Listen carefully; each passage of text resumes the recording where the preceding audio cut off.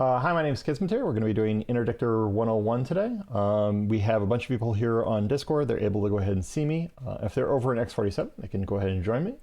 We're going to go ahead and go through all parts of flying an interdictor. And the goal is to go ahead and get you ready for a fleet fight. All of EVE is preparing for a war that you don't know is coming, and you don't know how big it's going to be. Let's go ahead and get started here. First, we're going to talk about the ships that we tend to use. We're going to go ahead and use primarily today, we're going to use the Kis-eris. The one that I tend to use is going to here. I tend to use the one of the Saber. This is the one I tend to use. I'm going to put it in fleet chat. The reason we tend to use the Saber is because it's a good balance of speed, tank, and damage. So if we go ahead and do a simulate on this, we can go ahead and see that it has 8k effective hit points. It has enough damage if we blew this thing. I've been using Refusion recently, and it does about 187 damage. It also can fit an interdiction probe launcher and warp disruption probes. These probes specifically launch a warp disruptor probe. This warp disruptor probe has a 20-kilometer range. And it lasts for two minutes here, and it also has a certain number of hit points in it, which is enough to go ahead and survive some spark bombs. This basically essentially traps somebody inside those bubbles. They either need to kill the bubble, or they need to go ahead and burn outside the bubble, or they need to jump through a gate to get to the far side. And if you use this correctly, you can go ahead and completely kill enemy fleets. There's a lot of different types of fits for these dictors. I've linked mine. This one is a little bit more tanky. It's got the damage control on it. It's a little bit harder to fit sometimes because the CPU is pretty low. And the thing is, you can go ahead and do like full tank ones. You can see this one has 15k effective hit points, which is a lot more hit points because of the rig slots, but it doesn't warp nearly as fast. You look at the warp speed of this is 5.5 AU. The one that I tend to use does 8.37, and mine warps in with the Microwarpdrive running 4.5, and with the Microwarpdrive off, it warps in 3 seconds. This one right here warps in about the same amount of time. 3.2 seconds and 3.7 seconds are basically the same, but the align time is a lot faster in the double nano one. So that's why I tend to use it. And then the warp speed on this is the same, this 8.3. 8.3 is about as fast a warp speed as you'd expect. Past that, it doesn't make a huge difference. So you don't need to do, and we do the T2 rigs, and the costs on this are pretty standard. Most dictors are built very similarly, so you don't need to stress it too much. And then the Kis-eris that I tend to use, has a sub, with the Microwarpdrive off, has a sub 3 second align. So it warps a full second faster than the Saber. It also is a lot faster as well. The one that I tend to use is 3.2 meters per second, while the Saber that we have earlier, and I'll go ahead and link this one as well. This is the one I've been using recently. I'm messing with an experimental fit today, which is slightly different. It has slightly less tank, but it does have a repper as well. And it's a very similar profile as well. I'd like to go ahead and try and get blasters onto this, but getting blaster onto this can be very difficult. So I'm still using rails. I'm still looking for fits. This is a constant evolution. And then we have finally the flycatcher, which is the third best one you can use. It has a lot more tank. You can get this thing up to 30k hit points. So, and then the one I've been using recently for small gang stuff only has 13k, but it's dual prop, so it has a Microwarpdrive and an afterburner. Gives you a lot more flexibility. So, but today we're going to be using the Saber. You need to have your clone set in the right place. So you right click on the station that you're going to be at, set home station. We already are set there. We're going to make sure that we have extras as well. So in this case, I have a bunch of Kis-erises. If I lose this Saber today, which I might even try to do, we're going to go ahead and try and get one of those Kis-erises. And now we're going to go ahead and go out. Unfortunately, because we're around frat space, we tend to have Pandemic Horde Inc. be hostile to us. We aren't going to go very far here, and it can be hard to actually do some of these maneuvers on your own. But in the end, it's just a practice thing. And then all the different parts of this are currently in my Interdictor 101 page, which I'll share in Fleet right now. And it covers all the different parts we're going through. And I even have the class schedule in here someplace, I think. Here you go. So in this case, we've already talked about all of this. And let's talk about the bubble itself. In this case, I need to find kind of a quiet spot for us to go ahead and operate. So we're going to go ahead and look around a little bit here. And I think I'm going to go over into UR-E. We might get hostiles coming after us. We will go ahead and see. But I'm not going to stress it too much. So we're going to go ahead and warp. The nice thing about the Dictor is that it is extremely fast to warp. It's the 8.AU and the 4-second warp speed on this line time on this thing makes it very quick to move around. We do happen to have the system all by ourselves, so we're going to go ahead and talk about some different parts. So we're going to go ahead and basically use this Fortizar right here as our hostile target. We're going to go ahead and show ourselves how to go ahead and deal with this hostile target and what we can do to go ahead and prevent it getting to the gate here. This gate here is going to be important. I'm also going to go ahead and bring out one of my alts here. We'll see how this goes. I'm going to move it over a little bit here so I can see a little bit. It's not going to show the entire screen, but it's going to show part of it. So let's talk about the bubble. When you launch a bubble, you basically have a 20-kilometer sphere in space that stops anybody that warps to it from warping to landing on their target. The math is done as soon as you hit warp. So if we go ahead and burn back to this gate, which we're going to do right now, notice I've moved everything to the top row here. This makes it easier for me to go ahead and activate modules. And we'll go ahead and warp here. And we're going to go ahead and warp back. We'll land 20 kilometers off this structure now. And you can see that I have my alt just jumped in here. Now, if I was going to try to tackle my alt and they go ahead and warp, I'm going to overheat my scram on the first cycle. Show everything here. If I've landed on I was attacking this guy right here. The first thing I do is I get an orbit up on him. I go ahead and I have to wait for him to break his tether or break his invuln. There's a invuln when you first land. It breaks after a certain number of seconds. It's usually 5 seconds. You go ahead and get a scram on him. This guy will most likely die. If you can see over here, I have the scram effect showing up on this from the other ship, so I can know that I'm caught. So the only option he has is try to go ahead and make it to the station here, so he can try and make tether. But that won't be very effective because he can't turn his Microwarpdrive on because he has a scram on him. So this is normal tackling stuff. So eventually he will reach it, so would need to go ahead and kill him. Realize that I am overheat my scram still. This is going to cause heat damage that goes across all of your entire top row. So if we open up our fitting here, we'll have heat damage, or all the middle row, you'll have heat damage happen all along here. It originates where it started over here, so it gets stoked into here and eventually into here. So the key is that you basically want to turn off that heat damage, and you can very easily repair it. It has now been 2 minutes, the bubble is down, but because I have him scrammed, there's not much he can do to go ahead and get away. And because I am scrammed, he also can't even dock. I would have to break lock here. So if I go ahead and lose scram for even a second here, he will immediately get tether. And then boom, he's tethered. Because I have aggressed, I won't be able to have tether at this point. So it's important to know when you have tether. And it should be important that if you go ahead and bubble, this person cannot warp inside this bubble. They still need to get out even if they're tethered.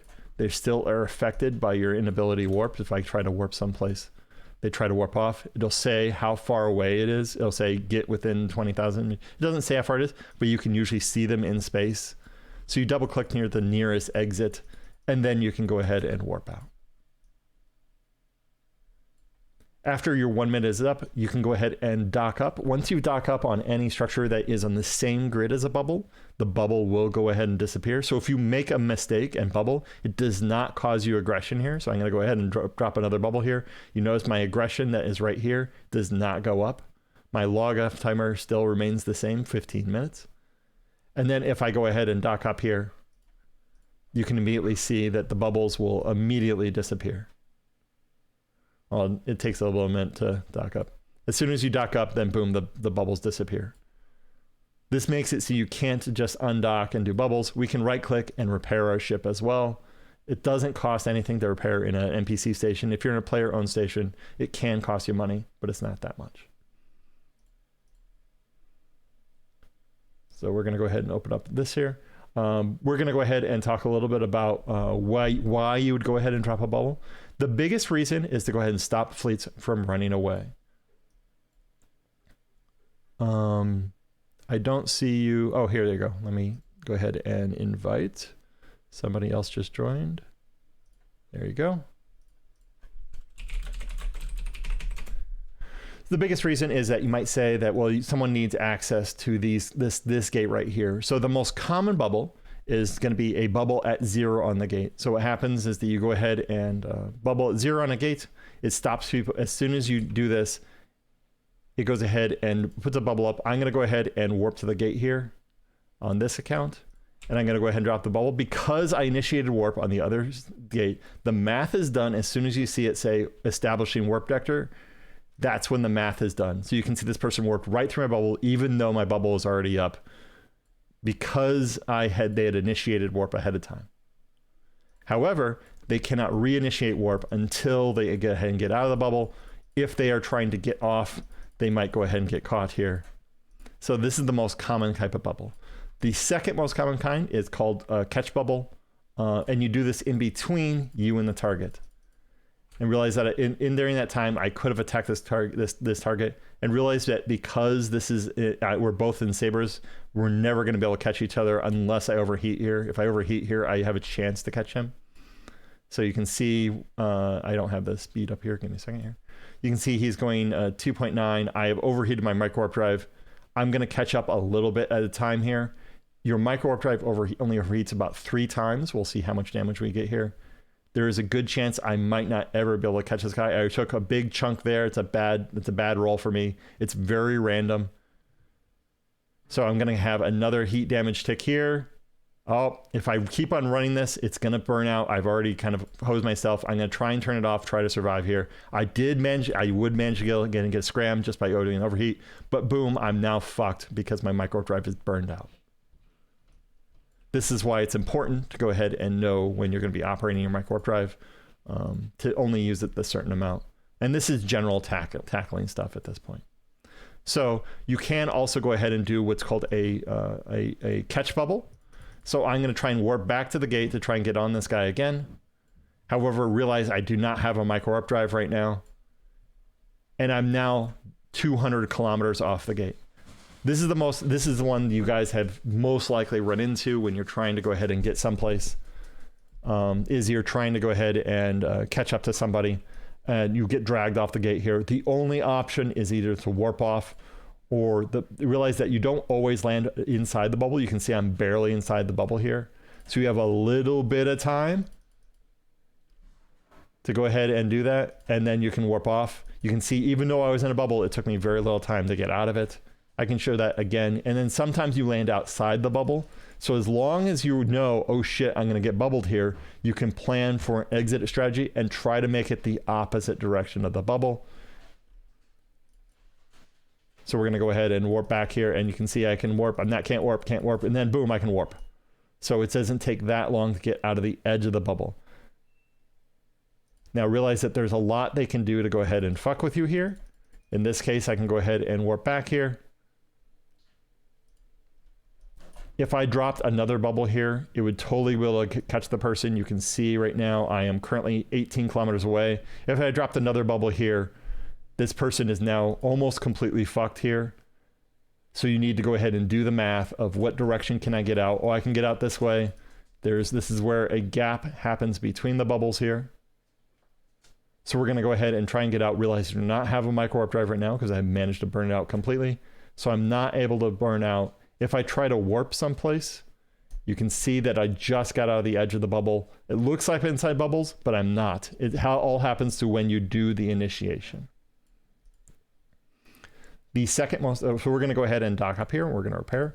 We're also going to go ahead and burn around here a little bit. The easiest way to go ahead and bypass these bubbles, if you're caught in them, is to go ahead and warp out. If it's nobody is there and it's more than 150 kilometers away, what you can do instead is you can go ahead and burn up, and then you can go ahead and warp to the station. We're going to go ahead and repair our ship just again. We're going to undock again.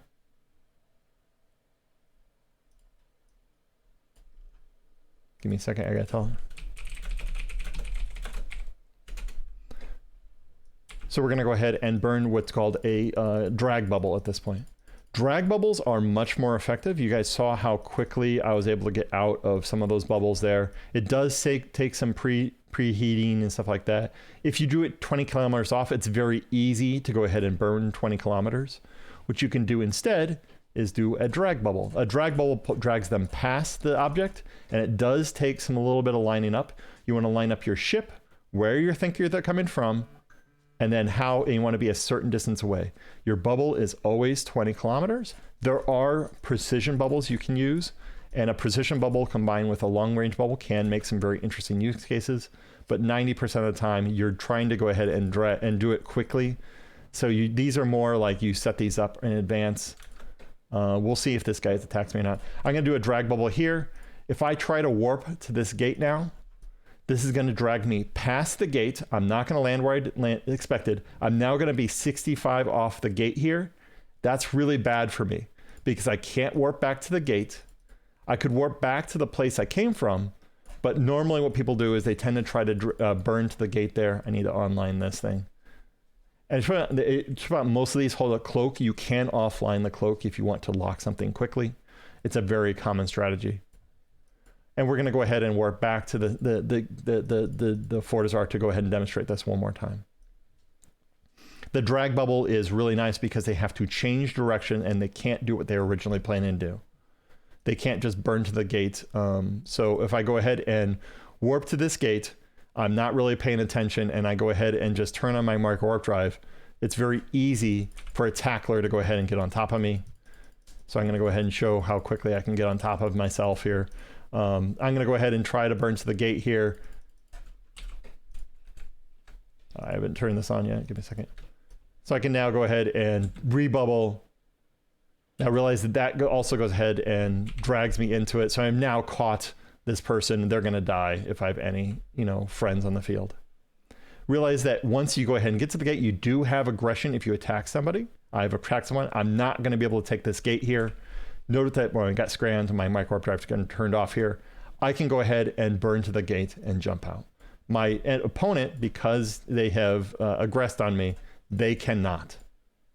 But because I'm not locked them, they can also just go ahead and cloak up here. The cloak is very, very key. And you see that the person disappears after a second here. I could decloak them by double clicking on them, but I'm not going to go over that just yet. We're going to show something very crucial with dictors. The most common thing to do is to go ahead and jump in, burn back to gate, turn on your Microwarpdrive, turn on your cloak here. This is going to allow you get close to the gate here. And then you can go ahead and sit here. They don't know you're there. You can get very close to the gate. They might have seen you when you first jumped in. But the key is that by doing this thing, they have to decloak you to really catch you, because you can be very tough for them. And then you can go ahead and decloak, turn your Microwarpdrive on, and then you're like 4K from the gate, and then hopefully you can jump out before you die. That's the only reason you need effective hit points, is to survive that 4K or so. The Kis-eris is much better at it. I might be able to show that later. Realize that if you're on the far side of the gate and want to get off someplace, you can also do the cloak Microwarpdrive trick. My cloak is gone, or my cloak is down. You can see the timer here. It has a reactivation delay. And if you try to activate it, it tends to go off. So we're going to go ahead and show this one more time. I apologize. I fucked up there. We'll go ahead and burn back to gate. Getting back to gate is a crucial ability with Injectors. It doesn't take that long. You need to think a little bit ahead about what you're trying to do. And just by planning ahead just a little bit, you can go ahead and demonstrate this. If anybody would like to go ahead and stream their screen, they're welcome to, and I can go ahead and watch if you want to go ahead and demonstrate this burn back to gate thing. You could also go ahead and do what's the Microwarpdrive cloak trick. Again, to go ahead and try and get to the gate faster. Realize again, your cloak has a 15-second delay once you turn it off, or it's like, sorry, 30-second. On the prototype here, on the Kis-eris that I tend to use, which I'll go ahead and show right now again, this is much reduced because it uses a T2 cloak. So we do show info here in attributes. You can see that the sensor recalibration time is only 10 seconds and it only lasts 15 seconds to go ahead and burn back the gate. This is why I like the T2 and why the Kis-eris is better usually. So we're going to jump back into here. You realize you can go ahead and hold out your cloak, cloak timer right here. Whenever you jump a gate, you have 60 seconds to make a decision. You don't have to make a decision right away. So you can go ahead and wait for someone to decloak and do what's called a delay bubble, so you don't have to do it right away. So let's talk about the Microwarpdrive cloak trick. The way this works is you have where you're going. You need to have it in your selected items to be most effective. We're going to pick this as our thing. What we're going to do is we're going to go ahead and turn on our Microwarpdrive and cloak at the same time. You normally can't do this unless it's the exact same tick. You're going to wait for your Microwarpdrive to end, and then you're going to purposely end the cloak, and then boom, you can get into warp in under a second. If they don't have a Dictor, they cannot catch you. If you do this correctly, you cannot be caught in low sec or in null sec. To catch you, they have to decloak you. Using this ability to go ahead and cause you to go ahead and escape some very hairy situations. And it's just simple application of mechanics that I've just demonstrated. So if I go ahead and have my Dictor get back on the gate, which I'm going to go ahead and do, I'm going to go ahead and try to catch myself here. Now we do have a Dictor, and I'm going to say he's not put the bubble up. I know where this ship is. He is within 2K of the gate here. So I need to be 2K away, so we're going to burn just a little bit away here. We're going to show this one more time. I'm going to come to a complete dead stop. And you can see that I am right next to him. So I just need to get within 2K of it. So I'm going to go ahead and align out here. I'm going to do the Microwarpdrive trick, Microwarpdrive cloak trick. We're going to go ahead and turn off our Microwarpdrive. Oh crap, I just saw this guy. I'm going to zoom my camera in. I'm going to double click towards him, turn my Microwarpdrive on. I'm going to see if I can go ahead and get a decloak. And then boom, I'm gone already. I did get decloaked, but it barely, in this case, I was able to go ahead and warp out just in time. So it wasn't a big deal. Realize you cannot drop your bubble while you're warping. You need to be fully landed and at 0 speed, or it needs to be in the decel section. So let's go ahead and go that one more time here. Because I've already voted myself off here, let me go ahead and vote back to the gate. Again, things go very, very quickly, and you do have a pretty decent tank here. Realize that because you can go ahead and do warping to your members, you can do some very interesting gameplay here. And again, all warps are computed when you click the warp button. So because I'm warped to this member, and because they were far away from me, they were able to go ahead and already be very far away from me. So you have to use this to your knowledge, and being closer to them can help quite a bit. We'll go ahead and burn to this gate here. Are there any questions on any of that? I'm happy to entertain questions on it while I burn to this gate here. And realize that right now I'm only carrying 30 bubbles. Really, if I only use 6, each bubble lasts 2 minutes. So this means that if I'm carrying 30 bubbles, I can cover a gate completely for 60 minutes, as long as I'm doing single bubbles. If I'm doing double duty, they go much faster. It's very rare you have to do double duty like that. People burn their bubbles a lot. They don't need to be. So let's go ahead and talk a little bit about when to drop the bubble here. So we're going to go ahead and orbit on our alt here. We're going to go ahead and get our cloak on. Because our cloak is turned on, you just basically become a hole in space. Unless someone's able to go ahead and know where you are, I'm going to try and decloak my own alt here. I saw approximately where they were. When you get within 2K of them, you can see that even though I knew exactly where he was, you can see on my screen over here, I actually was pretty far away. I don't think I came within 4K of it. So, will drones decloak you? Yes. Well, they'll hold you decloaked. It's sometimes a little sketchy. Drones bounce around quite a bit. It's more for that drones tend to get assisted to tackle ships because they're going to have a faster lock time. Realize that on a Saber, specifically. I have my cloak turned on, or my cloak enabled here. Let me go ahead and show you how bad this is. So my scan resolution time, my signature radius is 300 because I have my Microwarpdrive on. I'm gonna go ahead and orbit this thing. My targeting speed is only 13 meters right now. If I go ahead and turn this offline, you can see that it's 343 millimeter scan res. If I look over on this ship with the cloak on, wait, why is this different? Did I actually turn it off? Should have been faster. Maybe I have to remove it completely. I thought I just had to offline it. Okay. Oh well, Gonzo not showing the stuff correctly. I apologize. Anyway, but the idea is that this cloak slows you down for re-enabling it. So, and to turn it back on, you need to have it get above 95 capacitor as well. So, I always thought that sped up my lock time, but maybe it doesn't. Okay. Oh well. But you see my signature radius on my other ship that is currently cloaked. Oh, I don't know if I'm properly showing that screen here. I apologize.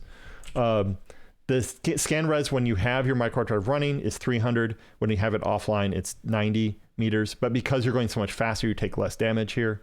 We're going to go ahead and switch ships here shortly, and we're going to show how much better the Kis-eris is. And in this case, I'm going to go ahead and burn back the gate here.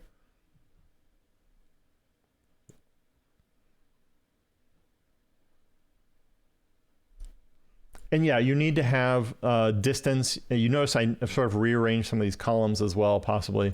And need to have the velocity and up like that. We're going to go ahead and switch ships here. I'm going to go ahead and switch clients here. Give me a second here. And I'm going to show my alt here. So this is my alt that is currently orbiting the gate cloaked.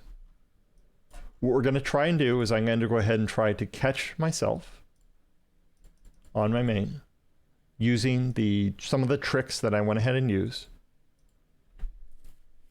So you can see I'm kind of orbiting this gate right here. Right now I'm cloaked so no one can see me. I can still do D-scan just fine, so I can see what hostile fleets. If they have already initiated warp, it's already too late. Like there's nothing I can do if they've already initiated warp. So I'm going to go ahead and change the name on this thing. Give me a second here.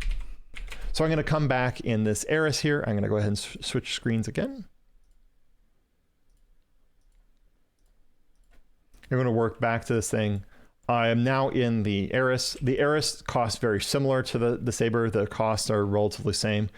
Realize that I have not set this one up on purpose to go ahead and show you how to go ahead and set this up. The first thing you do, of course, is stack guns. If you try to fly a destroyer without stacking your guns, you're crazy. You're going to go ahead and try to load your bubbles. Your bubbles take a certain amount of time to load. I'm going to move the Microwarpdrive up to the top row to remind myself, hey, use this early. I'm going to try to load my guns. In this case, I'm going to load antimatter, and I'm going to put this all rearranged. By putting this arrangement, I'm reminding myself, hey, you need to be in the right place first, stupid. Then get a tackle, then shoot, then worry about getting a bubble. So I jump in. I don't see anyone. So I'm going to go ahead and try to warp off here. So I'm going to try to warp. If I try to warp, someone decloaks me, and then boom, I go to 0 speed. When you have a bubble up and you're trying to warp off, you go to 0 speed. This is why delay bubbles are so effective, because then they're panicking of, oh shit, I didn't expect that to happen. This is the power of the Dictor, especially for small gang stuff. Does anybody have any questions about that? You saw how quickly that happened as well. I have a 3-second warp and I'm still able to go ahead and get caught. I was able to burn out because luckily I was on the wrong side of the gate. The size of the gate matters. If it's a regional gate, it can be very, very big. You can see that the bubble was landed on that side of it. It's 20 kilometers away. I'm only 17 kilometers away from the gate. So if you get a bad placement of a bubble, you can sometimes be really far out. So let's go ahead and reapproach this or reorbit here. So you can see you can be as close as 15 kilometers away if the bubble's on the wrong side. And then when they would land on the edge of this bubble. So that. Does this make sense? Bubbles are 30K? 20K. Diameter? 20 kilometers. They last 2 minutes. And if you're smart, you can know exactly when you dropped it. You can go ahead and time it down to the very second if you're smart. I don't know if I'm going to be able to do that on this one, but basically if I was guarding this gate, I'm going to go ahead and recloak my alt here. You can see my alt is going to go ahead and disappear because the cloak. Then boom, there he just disappeared. And it should be out that I often will run what's called a booster over tab. So I'm just seeing like interesting ships that are hostile to me, not everybody. So I'm going to see if I can go ahead and refresh this bubble just as I put it up. And the good news is I kind of have a helper I can go ahead and use. The local chat always shows you when you did certain things. So you can go ahead and use this to go ahead and time yourself. So you can go ahead and drop it, start it just as it stops. If you ever have it down for even a second, if the FC is smart, they can warp through your bubble. So it's important to have it up beforehand, not try to do fancy shit like I just did there, because there was no second that didn't have a bubble up in that, because I did it on the same tick. All ticks happen on a 1 minute interval here. And you can kind of see it happen here as well. I'm going to go ahead and drop another bubble here. You can see that bubble happened. And you can see how long your delay is as well. You can see my ping isn't bad right now. I am right now in Chicago area. So my polling is like 100 milliseconds to go ahead and get something to go through to the server. And it's 150 milliseconds to actually have effect. So because I'm so far away, I will never be a fantastic tackler. If you're near London, though, you can be fucking amazing because you have like no latency whatsoever. It's the same thing because all the things go through London. This is why it's important. So yeah, if you live in Dublin, you're pretty freaking close. You could be a future tackler. And the key is that when you come into a system and you don't know what's going to happen here, it's never a bad idea to go ahead and be prepared. Like, for instance, I currently cannot reload bubbles here because I jumped in and I'm cloaked. When you're holding gate cloak, you cannot bubble. So if I go ahead and try burn back the gate, do the Microwarpdrive cloak trick. If I try to reload bubbles, I can launch a bubble here, be cloaked, burn back the gate, but because I was within 2K of the bubble, I am automatically decloaked. I can re-explain that if you guys want. What's the order of operations again for the Microwarpdrive cloak? You have to hit it in the same tick. So let's go ahead and open up this again. We'll go ahead and do outstanding calls. We're going to go ahead and jump through this gate here. We're going to go ahead and burn back to gate. We're going to go ahead and do the Microwarpdrive cloak trick. Again, we have a bubble here. You see that it happened on the same tick in outstanding calls. And there is some leeway, actually. I mean, it is quite a bit of leeway. I'll show you another example. We do have some guys here, so I don't want to freak them out. So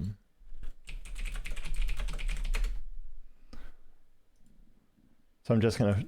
So if I go ahead and burn back to here, you can see I don't have my cloak up, so I can't do anything. I would have to wait out my gate cloak. So I'm going to go back into the system because I said it's the wrong system. You don't have delay on your reactivation of your Microwarpdrive, but you do on your cloak. So we're going to go ahead and reapproach here, and we're going to do it in the same tick again. And you can see I did a full second later. It's because of the way they count it. But you honestly want your... And you have to be careful because your Microwarpdrive blooms your SIG to 300 meters. And you can see how more quickly that a T2 improved cloak and Microwarpdrive, you see my speed, I got within 4K before I actually even slowed down. That's how stronger the T2. That's why the Dictor, the Kis-eris, because it has a little bit more headroom on what it can do for CPU. So if you do T1, you can still operate. It's not like the end of the world. But I'll demonstrate this one more time. But the real thing here is that you can't overheat while you're cloaked, which is a big problem. And if you try to wait and try to click buttons, it can be really bad. So you can go ahead and hover over it, and it says what it is. But in this case, I think it's Shift F2. So you could go ahead and do reapproach it, Shift F2. It needs time to take effect, and you can see how much quicker you get to the gate here, and going 4.6K instead of the normal 3K I'm doing. On my Kis-eris, if I overheat here, it is only 4.2K. So it's a big, big difference. So, and in the end, it's just practice. It's knowing when to bubble. If you're fighting a very fast foe, you're never going to bubble because you're not going to be able to hold them down long enough. And I've died repeatedly and realized that if you have someone locked, I'm going to go ahead and I have to decloak and then I can lock. I'm going to try to cloak in here. I get an error message of it cannot be activated because I've been locked. So, but you have to wait for the lock completely finish here. And then cloak is omega, interdictors are omega. You need omega to go ahead and use this. So I'm going to go control shift right click, or control shift to left click to go ahead and unlock him as well. And if you ever lock a Dictor, he cannot cloak. He usually is in a very bad spot because he's very easy to kill. He's very, very common to go ahead and be on the top list of things to kill on the field. So we're going to go ahead and cloak here. And I'm going to try to lock him as he's cloaking. I cannot lock him. This is why you sometimes have it. And then I have to do the decloak. And you have to burn where you guess that they are. You can use the C key to orient your camera. Because if you click C and orient your camera, you can use this. And by the way, when you're burning like decloak spots, a lot of times you're doing that quite a bit. I end up decloaking myself there. You can see I managed to decloak myself there. So a lot of times what you'll do is you'll go ahead and burn where you think you're going to do a drag bubble on. You're going to go ahead and use the C key to orient the camera and make sure the camera matches. I'm going to stay really close to the gate here because I think these guys might try to kill me because of my settings. I'm not going to drop any bubbles right now because they are... And then we're going to go ahead and try. And what we do is once we think we got a good decloak, I will point out that 100 kilometers is actually almost perfect because that puts someone 80 km off a gate. And we're going to go ahead and hit big bookmark, use a lot of bookmarks in bubbling. So now what I can do is I can go ahead and warp to that bubble and take advantage. We're going to show you one other major trick. And this is a fantastic way to go ahead and bypass bubbles here. We're going to go ahead and wait for these guys to move around here. But we're going to go ahead and go 500 kilometers away from this station. And we're going to show you how you can use this positioning to bypass bubbles completely. And it doesn't have to be anything. We're going to go ahead and I need a single thing of ammo. I think my cheapest ammo is in Javelin. So yeah, I'm going to use that. When we get 500 kilometers away, we're going to go ahead and drop a can there. And using smart positioning of where you're going to be going to, you can go ahead and easily bypass bubbles if you have certain conditions. And I'm going to show you why putting bubbles everywhere is a really bad idea against a smart opponent. Again, we want to line this up perfectly, so I need to go ahead and tilt my ship down a little bit now. It needs to be almost perfect. We're going to go out to the 500 kilometers away here, and I'm going to show you how a bad bubble and a bad spot can go ahead and actually help the enemy and allow them, if they're smart. This is like deep voodoo science, and this is called bubble magic. And it's something that I've been working on for a long time. I try to get the Alliance to use it on a grand scale, but they always ignore it because it takes too long to set up. You need to have a plan ahead of time. And if you have a plan ahead of time, you're fine. If you try to do this last minute, you can see how long it takes me to burn 500 kilometers. It's a lot easier with a very, very fast Dictor here. So what we're going to have me on the gate with my alt, and he's going to be trying to stop me from trying to get to the gate from the Fortizar. So we're going to use this Fortizar as our source. We're going to have our destination there. We're going to go ahead and try to go ahead and make a spot here that's going to be perfect. And what we want to go ahead and do is make a bubble that is going to ignore one side of the gate, but pay attention to the other side of the gate. I'm going to show you what this means. bubbles are only affected up to 500 meters away. So this spot right here is currently 1,000 meters from me. If I warp to the gate here, you can see this is 5,000 meters. There is some wiggle room here because it is a 2-kilometer range. If I look at this spot out here, this 500 meters is right here. Oh, that's the wrong one. Here it is. See, this is 500 kilometers exact, and I'm currently within 1K of the gate. So let's go ahead and show you how this works in practice. We're going to go ahead and warp to the Fortizar. We want to get to this gate. Unfortunately, there's kind of an asshole who's sitting here bubbling the gate. So he's going to go ahead and do a bubble in front of the gate. Watch this. This is kind of neat. So he has a bubble in front of the gate. And I, of course, did not reload bubbles because I'm not very smart. So what we can do is we can bypass bubbles by knowing exactly where we want to go ahead and warp to. And the key is it relies on a very little known mechanic. Because bubbles are only effective within 5K. I'm going to go ahead and show this gate. I'm sorry, I thought I was showing the gate here. You can see this is the gate that I want to go ahead and get to. And you can see this guy is boating around over here. He's trying to prevent me from getting away here. And you just need a bubble in another place that's going to go ahead and be effective. So give me a second here. I need to get to the right place here. There you go. This one's harder to arrange. So if you have this like cluster of bubbles around the gate and you think, oh crap, I can't get through there. If you have bubble magic, you can. Because you just need a bubble in the right spot from the right angle. And I'm going to go ahead and try to wrap it here. There you go. Cool. So instead of warping to the gate, I'm going to go ahead and warp to my ping. You can see the bubbles there. When I try to warp to the ping, what it's going to do, it's going to go ahead and bypass the first bubble. I'm going to fly right through it. I'm going to land at the edge of the second bubble because it's in the 500 meters.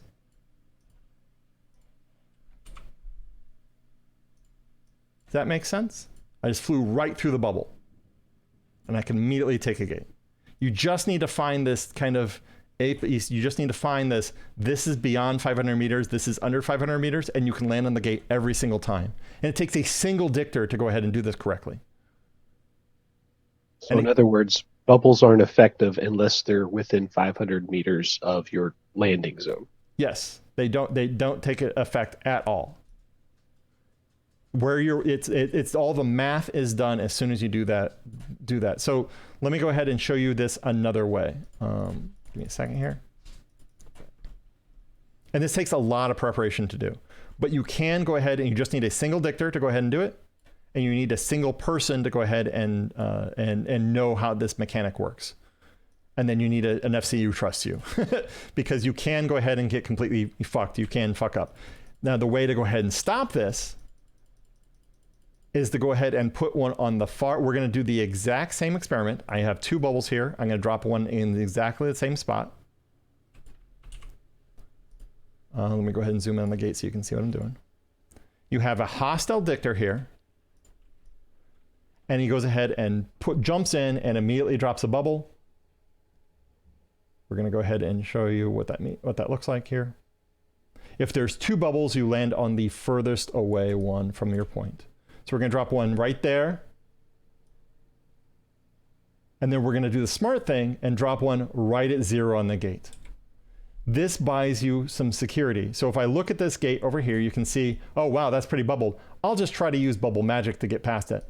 Because this bubble right here is further. So this is 1252. My bookmark over here is 1756. This might be far enough away. So I might be able to go ahead and warp to 0 on my 500 meter bookmark. Because the person put it straight at 0 on the gate, I have less wiggle room. I did manage to go ahead and do it this time. But if he puts one at 0 on the gate, it can sometimes be a little iffy. So you just need to be paying attention. So it's better to put it 5 kilometers away from the gate because they're less likely to, because then I won't land at 0 on the gate Like this one right here, 20 kilometers away from the gate is just bad because it puts you at a bubble edge. So it's better to go ahead and put them further away. And the only way to avoid this is just to be, be smart, know what they're doing, etc. So does that make sense? Yeah. So that's actually a 20 radius. 20K radius, not diameter. Okay, gotcha. Yeah. And it's all in here, and all the details on this are in here. Everything in the entire game is just show info. You can see you can see this is the launcher it uses with these, and you can see used with on this. And you can see there's other ones in here, like the surgical one. The attributes on this, it only has a 10-kilometer range. It also lasts for 3 minutes. This is fantastic for fucking up somebody using an ANSI. Because they get dragged into the ANSI, so they get decloaked right away. So and then you just drop a normal bubble, have another person drop a different bubble after them. So you keep getting told, I need 60 bubbles. I've now done an hour-long class. I have used 2 ships. I used 10 bubbles in the other one. I used 3 here. On my alt, I have used all of 11 bubbles. I still have plenty of time. We still have plenty. And the thing is, we can kill some more people. And you shouldn't be the only dictor. You always need 2 dictors. So anyway, let's go ahead and see if there's anything else here. And I'll point out, by the way, the hardest part is go ahead and doing the very hard thing, which is tackling an enemy fleet. So we're going to go ahead and do a demonstration of this. We're going to pretend, not going to actually do this. We're going to pretend that the Fortizar or the Keepstar right now has a hostile fleet on it. Give me a second here. Let me get my alt docked up. So because they might actually shoot him.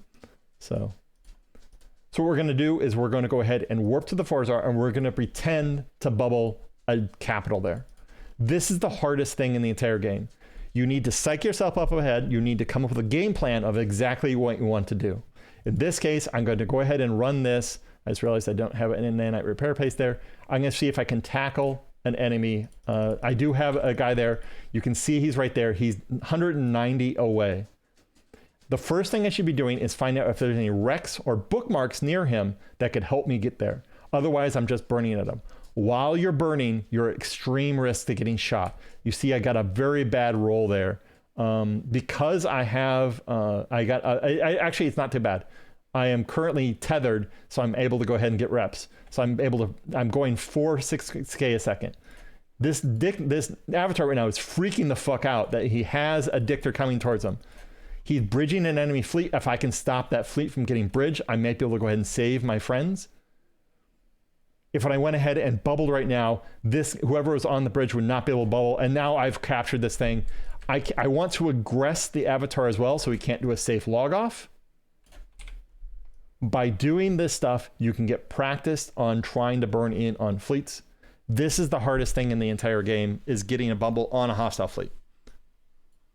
A lot of times what you'll do is you'll look around for wrecks, and if other people have failed to get bubbles, at least they're closer. By the way, to get Tether, to go ahead and start your modules repaired, lock up the station and unlock it, and then your retether will establish, and then the stuff should start to get repaired. And in the end, the only thing that can prepare you for that part of it is the moment of terror of burning in on someone is just practice. And it's just going through it over and over again. By the way, you get 4% every second or so. There's a second and a half. So anyway, are there any questions about anything I went over? It's a complicated subject. I spent my entire career just doing this, like the last 6 years or something like that. So, and I'm currently, I don't even know what I am, all-time top. I might be all-time top.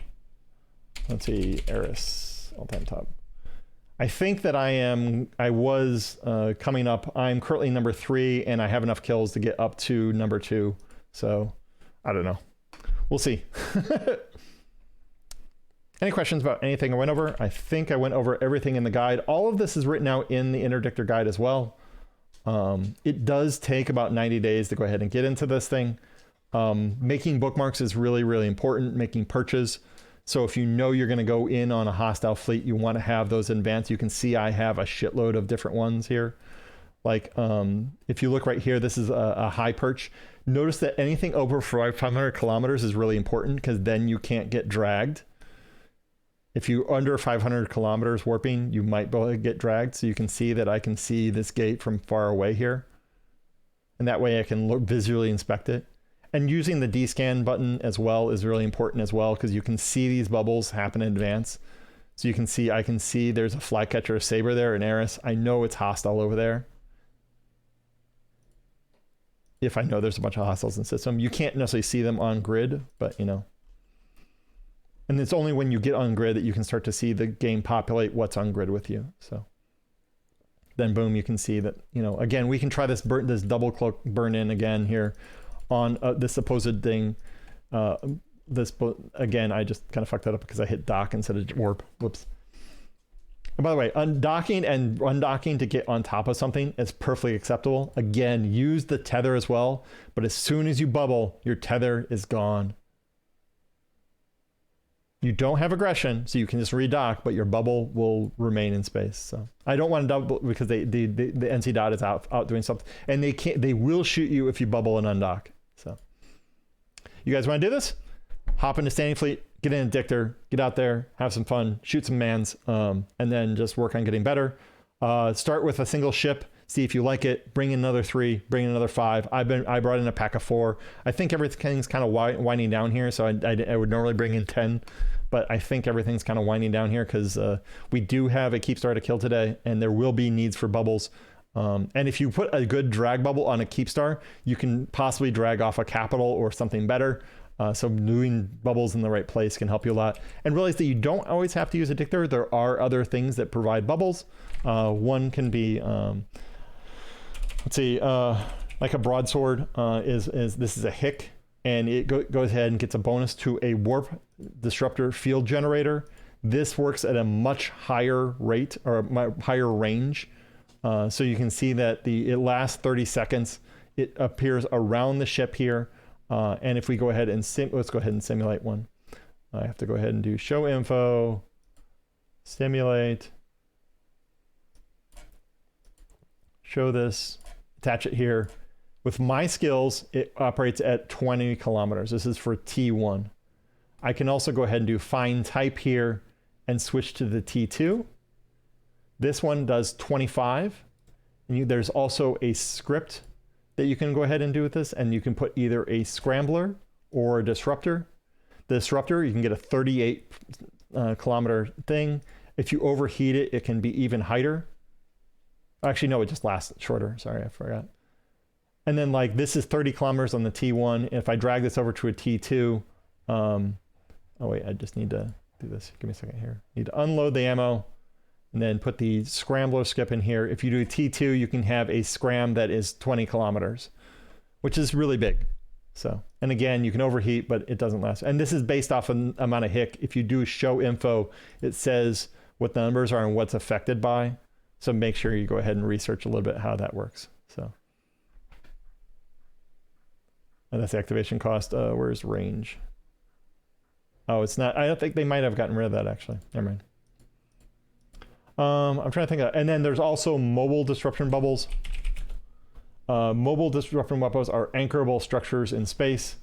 So you have the cheapest ones. This one right here in this station is 3 mil. The size of it is it takes 2 minutes to anchor it.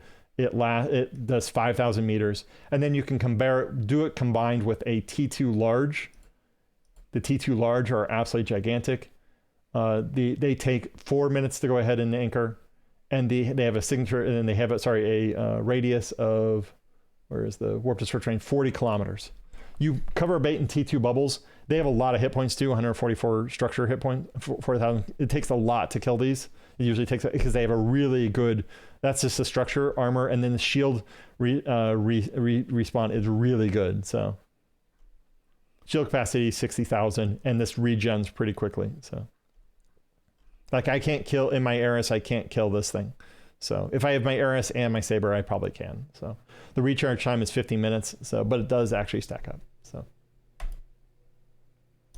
okay. And I think that's it. All the fits for all ships are on this page here. I talk a lot about bookmarking and stuff like that. The skill tree is pretty easy. The way you switch from the Saber to the Kis-eris is just interdictor 5. So I have interdictor 5 on this character right here. Realize I have not insured this thing. The first thing you do when I forgot to do this, first thing you do is insure your ship, and then you rename it so you know which one you're using.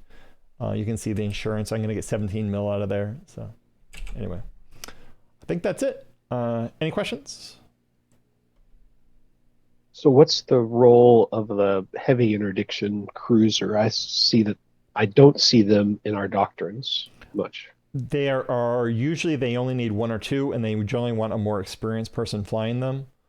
Let's see if I have a hick here. So like this is an Onyx right here. This will sit at 0 on our fleet basically. Sorry, that's the wrong one. This is the hick fleet one. Yeah, this works.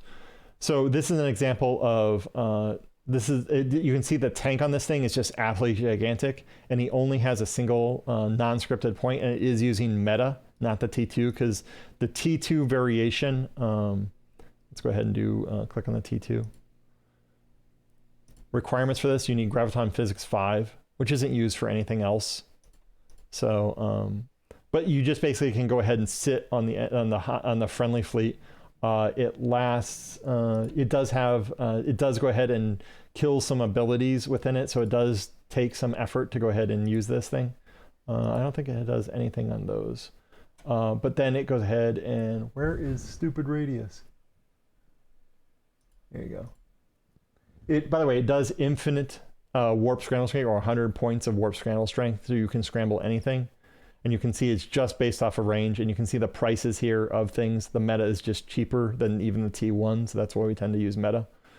And you can see that these can go even further. You can go up to 21, but you can see the cost of these is very high. So a professional group might use like a pair of these.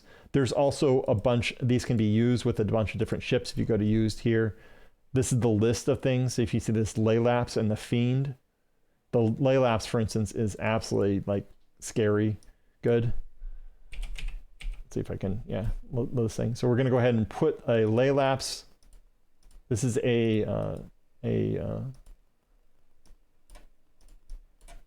sorry, I'm doing 2 things at once. So this is a cruiser that was handed out during the Alliance tournament. So this thing costs somewhere around 40 bill or something like that. But you can see that you can get a bubble out to 42 kilometers here. And you can see that if I go ahead and put a focus, you can get a 34K scram, which is the kill all microwarpdrives.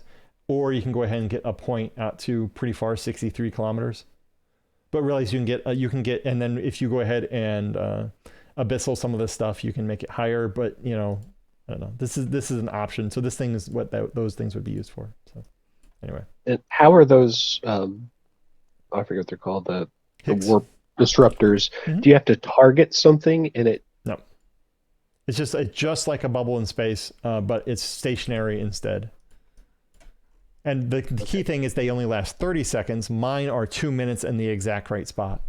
To get rid of mine, I need either a smart bomb, or I need to go ahead and use a command destroyer to boosh it off. So, or a bomber can go ahead and blow it off with bomber. I don't know if I have a bomber here. Let me check to see if I have a bomber here, and I can demonstrate that as well, possibly. Let me check in here. I might have a bomber, so I can actually show that mechanic on how it works. But you can use a bomber to go ahead and do that stuff. So we're going to go ahead and try this at a planet. I think I have a bomber here. We'll see if I have any bombs on it. I do. See if I have any bombs. I don't, but I can buy one. And I'm going to go ahead and unload. I'm normally running electron bombs here. So we're going to see if we can buy an electron. It's going to be under ammo. Okay, cool. We're going to load 1 in here. Oh, I did actually have electron bombs. Duh. Cool. So we're going to go ahead and show you what this looks like here. I'm going to go ahead and warp to a planet here.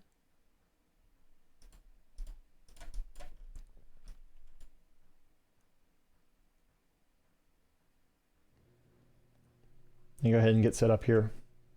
It's going to take a little bit.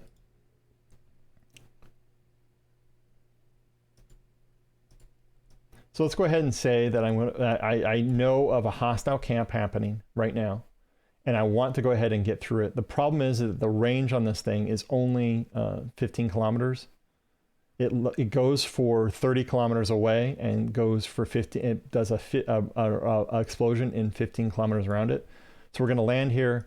You're going to say that you have a saber there that has just bubbled, and I'm going to go ahead and show this bubble here. Give me a second here. So the bubble goes up. Because I'm already aligned, I'm going to go ahead and drop my bomb. My bomb's going to go ahead and fly out. Because it only has 1,000 hit points, the bomb does an area effect of 8,000 meters around it. Boom, the bubble is gone. So you can use this to clear bubbles, but you need to land basically on them. And because we warp in, you'll be past it. You won't be able to hit it. So it can be a little scary. You notice that my shields on this thing, you can see the shields on this thing, wasn't even that hurt. If I'm running my Microwarpdrive, though, I totally will die. So does this make sense? Yep. Okay, cool. I think I'm going to go ahead and end the video there, and then I'm happy to take other questions after that. This has been an hour-long thing, and everything's in text. Text gets updated a lot sooner. The last time I recorded this one was, I think, 4 years ago or something like that at this point. So this is a lot more up to date. So anyway, we'll see you next time.